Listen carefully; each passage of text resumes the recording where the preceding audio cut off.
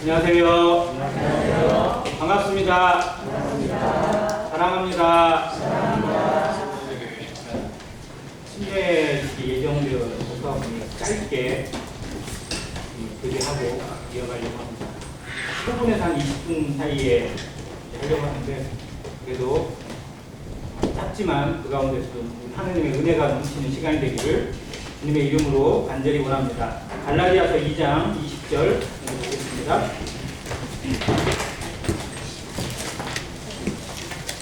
갈라디아서 2장 20절 좀 길긴 하죠. 외우시는 분들이 많이 있으신 말씀이라 생각됩니다. 한 목소리로 같이 읽도록 하겠습니다. 특별히 새로 거듭난 오늘 침례가 예정되어 있는 분들은 더욱 이 말씀이 마음에 새겨지기를 또한 원합니다. 같이 읽겠습니다. 시작. 내가 그리스도와 함께 십자가에 못 박혔나니 그런즉 이제는 내가 사는 것이 아니요 오직 내 안에 그리스도께서 사시는 것이라. 이제 내가 육체 가운데 사는 것은 나를 사랑하사 나를 위하여 자기 자신을 버리신 하나님의 아들을 믿는 믿음 안에서 사는 것이라. 아멘. 네.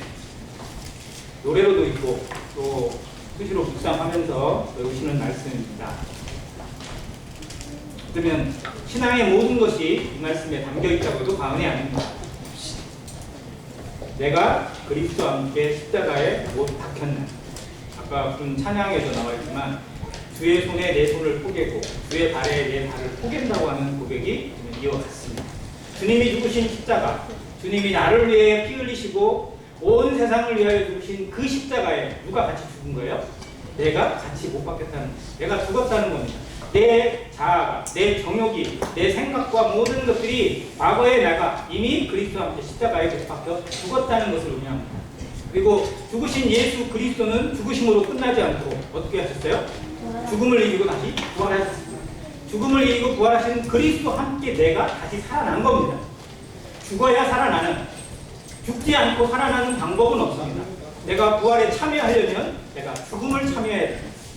내가 그 안에 영광을 얻고자 한다면 고난에 참여하는 법을 배워야 합니다. 영광, 기쁨, 하나님께 대한 놀라운 것들은 고난 속에서 싹 돋고 고난과 함께 이루어진 하나님의 선물인 것을 우리가 압니다. 마찬가지로 내가 부활신앙에 그리스도와 함께 영원히 사는 삶을 소망하고 하나님의 나라에서 영원 생명을 믿고 있다면 동시에 무엇을 확신하는 거냐면 내가 그리스도 죽었음을 인정하는 것이고 그것을 믿고 가는 신앙이어야 됩니다.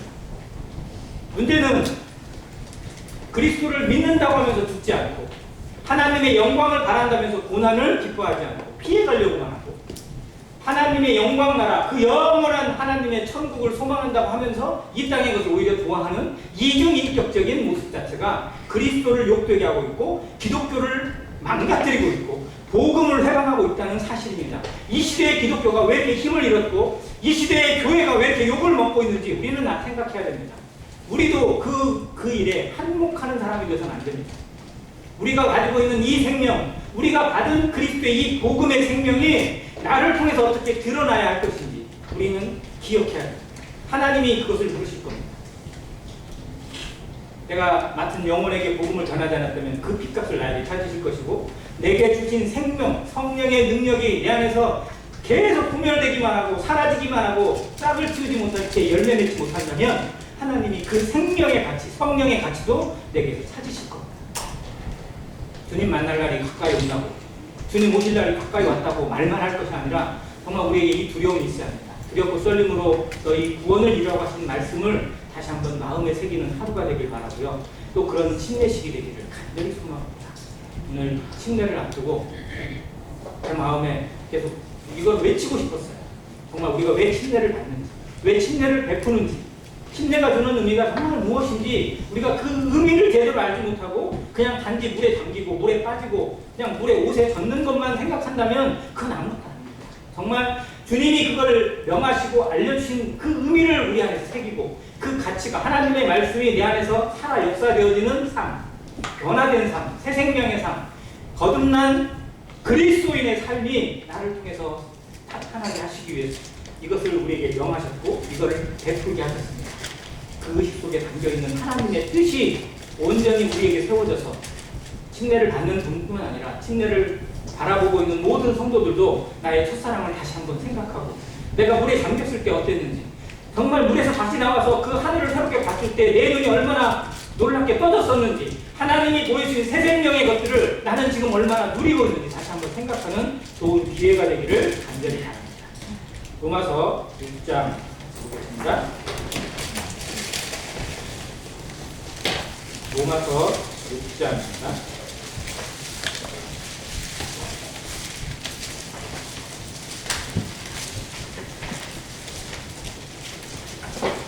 6장 3절. 무릇 그리스도 예수와 합하여 세례를 받은 우리는 그의 죽으심과 합하여 세례를 받은 줄을 알지 못하느냐. 그러므로 우리가 그의 죽으심과 합하여 세례를 받음으로 그와 함께 장사되었나니 이는 아버지의 영광으로 말미암아 그리스도를 죽은 자 가운데서 살리심과 같이 우리로 또한 새 생명 가운데서 행하게 하려 함이라. 여기에 계속 세례라고 번역이 되어 있긴 한데 헬라어 원어에 베티조라는 단어가 쓰여 있습니다. 베티조라는 뜻은 잠그다라는 뜻이고요. 또 집어넣다라는 뜻도 들어있어요. 내가 물에 들어가서 잠기는 것과 누군가가 나를 물에 잠그는 것은 다릅니다. 침례는 내가 나에게 주는 것이 아니라 하나님의 명령으로, 하나님의 성령의 능력으로 내가 잠기는 거예요. 성령으로 잠겼다가 성령으로 일으키심을 받는 겁니다. 즉, 아까 말씀 그대로 내가 그리스도와 함께 죽었음을, 그리스도가 나를 위하여 죽으실 때 그분을, 그 십자가를 믿고 그분의 보혈을 믿은 나도 그분과 함께 같이 죽었음을 인정하고 성령과 함께 잠기고 다시 그가 일으키심을 받을 때, 부활하실 그때에 나도 그의 생명과 함께 다시 부활한 새 생명이라는 사실을 보여주는 예식입니다. 그래서 그냥 어깨에다 물을 뿌리거나 머리에 물 뿌리는 약식 세례로 이것을 대체할 수 있다고는 저는 여겨지지 않습니다. 예수님도 요단강에서 이 세례를 베푸셨어요. 예수님 앞서서 6개월 전에 공생애를 먼저 시작했던 침례 요한도 요단강에서 왜 요단강을 택했을까요? 왜 요단강에 가서 예수님이 세례를 베푸셨을까요? 거기 물이 많으니까요. 물에 잠가야 되니까. 더 많은 물이 많이 있다면 거기에 가겠죠. 아무튼 물이 있는 곳에서 그걸 베푸셨고요. 지금 유대인들도 요단강, 우리 최근에 유대인들이 요단강에서 세례 받는 영상을 제가 봤어요. 근데 진짜 물이 더럽더라고요. 인도의 겐지즈강도 더럽잖아요. 요단강도 못지않게 더러워요. 근데 거기에 그냥 유대인들 막 전부 다 빠지고 그냥 막. 그 사람들은 조금 좀 약간 자발적으로 잠기대요. 그냥 적당히 잠기지 않아요. 완전히 잠기더라고요. 그거를 지금도 유대인들은 아주 기쁜 마음으로 이렇게 받고는 있어요. 근데 이 의식으로 받는 게 아니라 자기들 안에 어떤 그런 의식으로 좀 받는 것 같은 느낌을 받습니다. 아무튼 그 물이 있는 그곳에서 주님이 베푸셨고 세례 요한도 베풀었어요. 나중에 빌립이 사마리아 길을 가다가 광야에서 에디오피아 내시를 만납니다. 그 내시에게 복음을 전했어요. 근데 그 내시가 복음을 듣는 중에 어떻게 된 거예요? 그 말씀을 깨달아버렸어요. 물론 그의 마음에 어느 정도 준비가 되어 있던 사람이긴 하겠지만 이 말씀이 도대체 뭐지? 이게 뭐지? 이게 누구를 뜻하는 거지? 이게 무슨 사건이지? 라고 생각하고 고민하던 그때에 그걸 풀어준 거죠. 이분이 바로 예수 그리스도이고 이분이 바로 너의 죄를 위해 죽으신 하나님의 보내신 메시아다라는 사실을 들었을 때 그의 마음에 정말 하나님이 찾아온 거예요. 하나님의 영이 그의 마음을 비춰버린 거예요.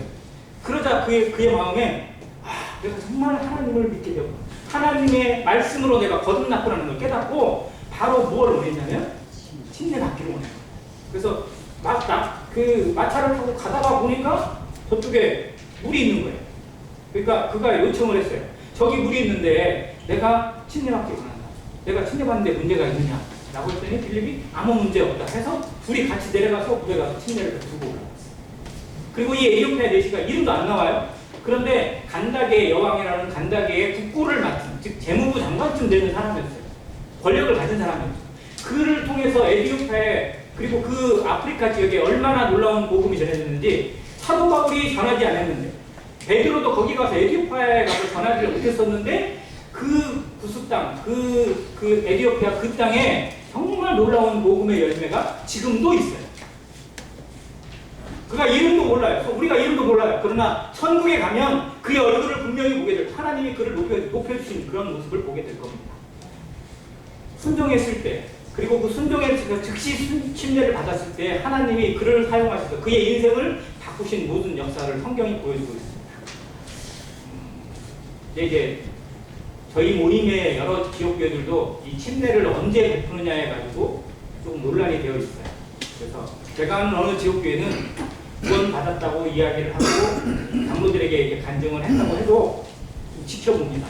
그리고 계속 무슨 공부를 참여하게 해요. 그래서 그 기간에 약 3개월에서 6개월 정도 공부를 하게 해요.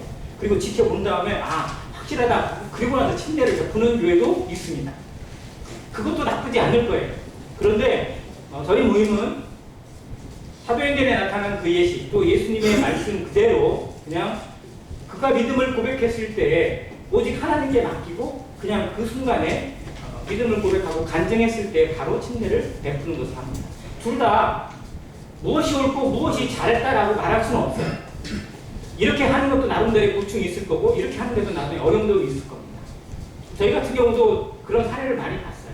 침례를 풀고 얼마 되지 않아서 갑자기 그냥 미끄러지거나 오히려 교회를 안 나오는 경우도 있고 또 믿음에서 힘든 일을 겪는 그런 사례들도 없지 않아 있어요. 그렇다고 6개월 동안 공부를 다 한 그 교회는 아무 문제가 없느냐? 그렇지도 않아요. 또. 정말 그거 영혼의 문제는 누구도 알 수 없는 정말 신비의 어떤 그런 것 같습니다. 그래서 어떻든 간에 우리가 최선의 노력을 다하고 또 성경이 보여준 예를 따르기 위해서 저희는 아직까지 말씀을 듣고 믿음을 고백하고 간증한 그때 바로 침례를 베풀고자 합니다. 그건 조금 의아하게 여기시는 성도들도 계실지 모르겠지만 아무튼 그것이 저는 성경적이라고 분별을 하고 있고 또 지금까지 그렇게 해왔습니다. 그렇게 저 같은 사람도 장성해서 이러한 일을 감당할 수 있는 나가 됐고 또 오늘 침례를 받는 분들도 하나님께서 그의 영혼을 사람이 아니라 성령으로 이끄셔서 하나님의 일을 감당하고 하나님 앞에 아름다운 모습으로 섬길 수 있는 지체들로 세우실 것을 믿습니다. 또 모든 성도가 그 일을 위해서 우리가 존재하는 겁니다. 어떻게 도울 것인지, 어떻게 세워주고 어떻게 격려할 것인지 정말 그에게 정말 하나님이 주신 성령의 은사가 있다면 그것을 도와주고 분별할 수 있도록 이끌어주는 것도 저희들이 감당해야 될 몫입니다. 그래서 이 모든 것이 합력해서 선을 이루게 될 때 하나님이 영광을 받는 것이라고 믿어집니다. 아무튼 그러한 취지를 이해해 주시고 침례가 주는 두 가지 의미만 잠깐 살피고 오늘 마치도록 하겠습니다. 침례는 첫 번째 뭐예요? 우리가 무슨 식이라고 하죠? 침례식을 다른 말로 장례식이라고 합니다. 안 죽었는데 장례를 치르면 무슨 일이 벌어질까요? 안 죽었는데 장례를 치렀어요. 난리 나죠. 갑자기 벌떡 일어나요. 그런 사례 있을까요? 없을까요? 있어요. 저희 친척 중에도 있었어요. 그분이 죽었다고 해가지고 이제 옛날에 보면 시골에서는 관에 넣기 전에 주로 어디다 그 시신을 놨어요? 뒤에 방에 같이 있어요. 병풍 딱 쳐놓고 뒤에다 눕혀놨거든요. 그리고 거기서 사람이 자요. 지금 생각해보면 머리가 막 진짜 쭈뼛쭈뼛 쓰는 일인데 그때는 그렇게 했어요. 저도 할머니 돌아갔을 때 그렇게 했어요. 근데 병풍 뒤에서 갑자기 막 소리가 나. 밤에 병풍이 막 움직이고 소리가 자고 있는데 그래서 갑자기 막 얘들아! 이렇게 불렀다는 거예요. 새벽에 전부 다 놀래가지고 막 난리가 났대요. 봤더니 이분이 죽지 않고 살아난 거예요. 진짜 살아계신 분을 장례를 칠 뻔했다고. 조금만 됐으면 관에 집어넣으면 이분이 나올 수 없잖아요. 근데 아무튼 그런 일이 있을 수 있어요. 근데 문제는 육적인 장례야 뭐 그거 다시 치르면 되긴 되니까. 문제는 영적인 장례식은 완벽하게 죽어야 됩니다. 정말로 죽어야 됩니다. 근데 정말로 성도들에게 또 교회에 어려움이 되지는 문제가 뭐냐면요. 내가 죽었음을 알고 죽었음을 예수를 믿었다고 고백하는데도 여전히 죽지 않고 버티고 있는 이 끈기, 정말 질기고 질긴 끈기가 여기에 나타나요. 육신의 끈기, 육정의 끈기. 안 죽어요. 그래서 우리가 날마다 중노라고 고백해야 돼요. 침례는 20년 전에, 30년 전에, 50년 전에 받으신 분도 계세요. 그렇게 받았지만 지금도 여전히 나는 매일 매순간 내가 침례를 받아야 되는 존재라는 사실을 기억하시기 바랍니다. 아침에 시작하실 때, 말씀을 묵상하고 기도하실 때 내가 그리스도와 함께 죽었구나 라는 사실을 다시 한번 새기세요. 내가 물에 잠겼구나. 나는 죽었구나. 내 자아는, 내 옛사람은 이미 그리스도와 함께 죽은 존재구나 라는 사실을 인정하고 시작하시는 하루가 되시길 바랍니다. 오늘 침례식을 통해서 저 물속에 잠기는 영혼들을 바라보고 또 그 성도를 바라보면서 우리 마음이 그냥 축하한다 이것도 있겠지만 내가 그 안에 잠기는 존재가 되는 기도하시기를 주님의 이름으로 간절히 바랍니다. 또한 그 장례를 통해서 왜 내가 죽어야 되는지를 알아야 돼요. 내가 왜 죽어야 합니까? 내가 왜 죽어야 되죠?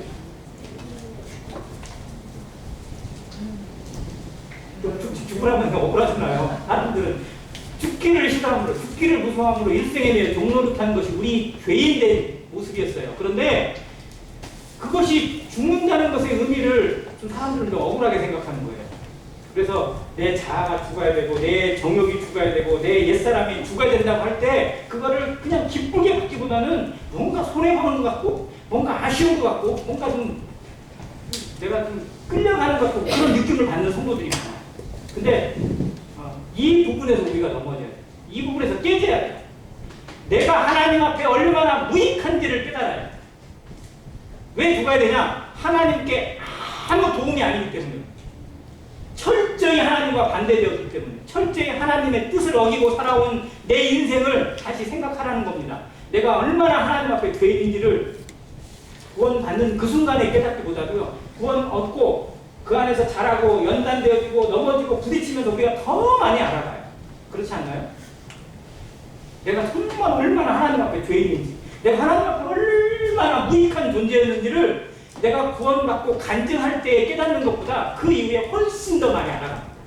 그래서 우리는 날마다 죽을 수밖에 없어요. 이것으로는 하나님을 영광 돌릴 수 없고 이것으로는 하나님께 아무것도 드릴 수 없다는 사실을 우리가 알기 때문에 육체는 무익합니다. 육체의 열매는 육신에 말미암는 열매는요 오직 죄로만 나타나요. 사람들이 가지고 있는 모든 것들이 결국은 다 무엇을 위한 거냐면 말로는 하나님을 내세우고 말로는 국가를 내세우고 말로는 누구를 내세우지만 실상은 전부 다 자기 유익을 위한 자기 목숨, 자기의 생명을 자기 이름을 위한 것들로 가득 차 있기 때문에 하나님이 이걸 받을 수가 없어요. 성도의 삶에서 가장 무서운 것이 뭐냐? 나를 포장하면서 하나님의 이름을 드러내는 겁니다. 정말 우리가 계속 씨름해야 될 거고요. 우리가 끝까지 버리지 못하는 것 중에 하나가 그거예요. 영적 교만. 정말 즐기고 즐겨요. 어쩌면 우리 신앙의 씨름이에요. 이것에 전부 다 달려있다고 믿습니다. 그래서 우리는 날마다 죽어야 됩니다. 날마다 물에 잠기는 연습을 해야 돼요. 내가 그리스도와 함께 죽었구나. 내가 죽었구나. 내 생각도 죽었고 내 이름도 죽었고 내 자아도 죽었고 내 명예도 죽었구나.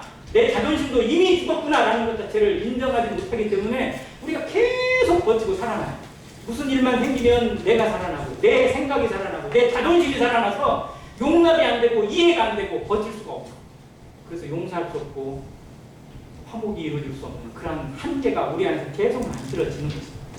이것을 죽이는 연습, 내가 죽었음을 고백하는 연습이 바로 침례에 담겨 있습니다. 그래서 20년 전에 침례 받았더라도 오늘 또 침례를 받으시기 바랍니다. 마음 물에 잠기는 영혼을 바라보면서 성도를 바라보면서 나는 얼마나 잠겼는지 나는 얼마나 죽었는지 스스로를 돌아보는 오늘 한 시간이 되기를 간절히 바랍니다. 자, 두 번째 침례는 또 무엇을 의미해요? 죽음과 함께 또 뭐예요? 부활을 의미합니다. 물에 잠겨놓고 그냥 놔둬버린다면 그냥 죽음만 있는 거죠. 예수 그리스도가 십자가의 죽으심으로만 끝났다면 부활이 없었다면 우리의 죄가 없어진 거예요? 안 없어진 거예요? 그게 고린도서 15장을 그래서 부활장이라고 얘기합니다. 만약 부활이 없다면 우리가 헛것이에요. 헛믿음이에요. 내 죄가 사라졌다라는 근거가 없는 거예요. 하나님이 예수 그리스도에게 우리의 죄를 넘기시고 그가 세상 죄를 지고 가는 하나님의 어린 양이라고 세례요한이 인정을 해주고 십자가에 못 박혔는데, 그래서 다 이뤘다고 얘기를 했는데, 그분이 진짜 자기 죄 때문에 죽은 건지 우리 죄 때문에 죽은 건지 보여줄 수 있는 근거, 증명서가 없어요. 너희 죄가 그리스도와 함께 십자가에 못 박혀 사함을 받았다, 깨끗하게 되었다, 다 처리가 되었다라고 하는 증명서 도장이 바로 뭐예요? 부활입니다. 이분이 하나님이 보내신 메시아고 이분 앞에 하나님의 모든 이름과 하나님의 명예가 걸린 분이라는 사실을 증명해주는 사건이 바로 부활이라는 겁니다. 그래서 부활은 죽음보다 더 위대합니다. 그리스도의 보혈보다 어쩌면 부활이 더 위대한 겁니다. 보혈 속에 우리의 모든 죄가 사함받지만 부활로 증명이 된 거예요. 그래서 그는 우리 죄를 위해서 못 박힘이 되고 우리를 의롭다 하시기 위하여 살아나신 거예요. 우리의 의로움이, 우리가 무엇으로 의롭다함을 증명을 받은 거예요? 그리스도의 부활을 통해서. 그분의 부활을 믿는, 그분의 죽으심을 믿고 그분의 부활 안에 동참함으로 이제 죄에 대해서 죽고 의에 대해서 살아나는 것으로 하나님 앞에 덧입힘을 받습니다. 그래서 그것을 증명해주고 그걸 보여주는 것이 바로 침례식입니다.